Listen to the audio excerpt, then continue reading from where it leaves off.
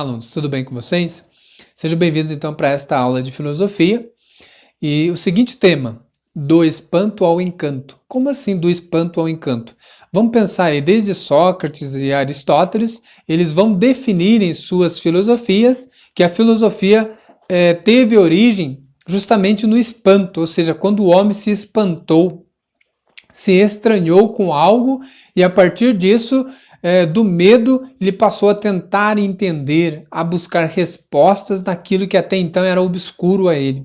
E aos poucos ele foi entendendo partes até compreender o todo. E aquilo que num primeiro momento foi espanto, depois trouxe um encantamento através de uma contemplação e cada vez mais ele foi se sentindo um ser pertencente desse mundo, né? Um ser inquieto e pensante que está sempre buscando e desejoso por saber mais, né? Essa é uma interpretação muito clássica da filosofia. Ela surge justamente desse espanto, desse homem que quer buscar respostas, que quer conhecer cada vez mais as coisas e que não se apequena e que não se torna inerte, mas ele está em busca e nessa dinâmica ele vai cada vez mais aprendendo coisas, fazendo descobertas e também inventando coisas, mediante o seu conhecimento e a sua capacidade de ir além dos limites da sua própria natureza humana. Então, por isso o tema da nossa aula de hoje, do espanto ao encanto. E aí eu trouxe também uma citação que eu acho que vai nos ajudar a entender melhor um pouco sobre essa questão, que é o do Platão, né? Que Platão diz o seguinte: é verdadeiramente de um filósofo estes patos, o espanto, né? Patos quer dizer espanto, pois não há outra origem imperante da filosofia que este. O espanto é, enquanto patos, a arqué da filosofia. Então, patos no sentido de um medo, né? De uma doença, de uma patologia do homem, de ter medo das coisas. Mas esse medo não é paralisante. É um medo que no primeiro momento espanta, mas que faz com que ele aos poucos volte a tentar conhecer e entender aquilo. Então, continuando aí a citação, devemos compreender em seu pleno sentido a palavra grega arqué. Arqué quer dizer origem, né? Aquilo que tem início ou de onde se iniciou. Designa aquilo de onde algo surge, surgimento, origem ou princípio. Então, se for pensar que a filosofia surge justamente desse espanto e dessa necessidade do homem compreender a origem de si mesmo, ou seja, da onde vim, né?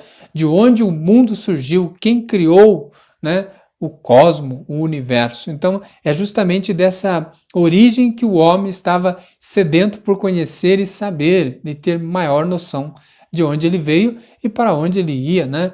Ao final da sua existência chamada vida. Então são vários aspectos aí que a gente percebe o quanto a filosofia ela vai te trazer uma bagagem de conhecimento extremamente importante, né, e de grande valia para o ser humano, que ele passa a perceber quem ele é, de onde ele veio, quais são os limites da razão e do conhecimento dele e o que ele pode transformar, criar e aprender dentro do mundo, né, dentro da vida em onde ele está residindo.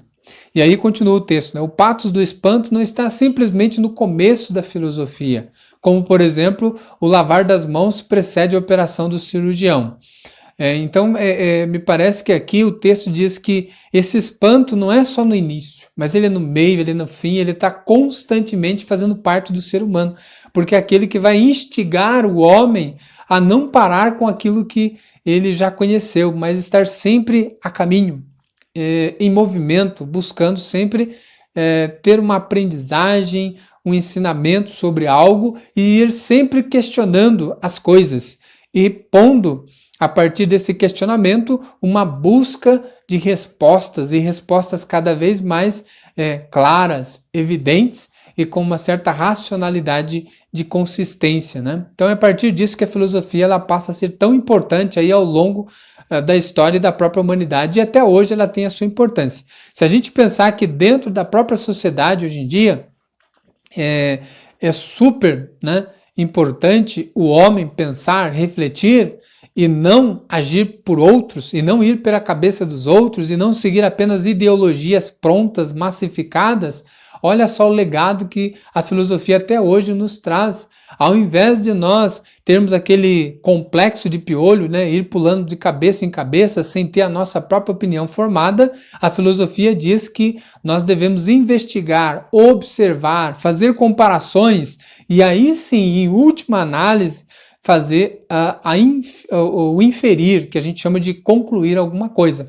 Mas nada de ficar consumindo pseudo-informações ou opiniões e já tratando-as como verdade. Então, todo aquele que pensa através de um pensamento mais elaborado, ou por que não dizer filosófico, a gente tem uma forma de agir diferenciada e que consegue, vamos dizer assim, driblar aí os erros, ou pelo menos a maioria deles, e ter sempre um posicionamento mais acertado sobre a vida, né? Quer seja profissional, afetiva, relacional, no mundo e de conhecimento desse sistema chamado vida e sociedade. Então, alunos, é um pouco dessas questões que a gente vai estar estudando ao longo dessa semana.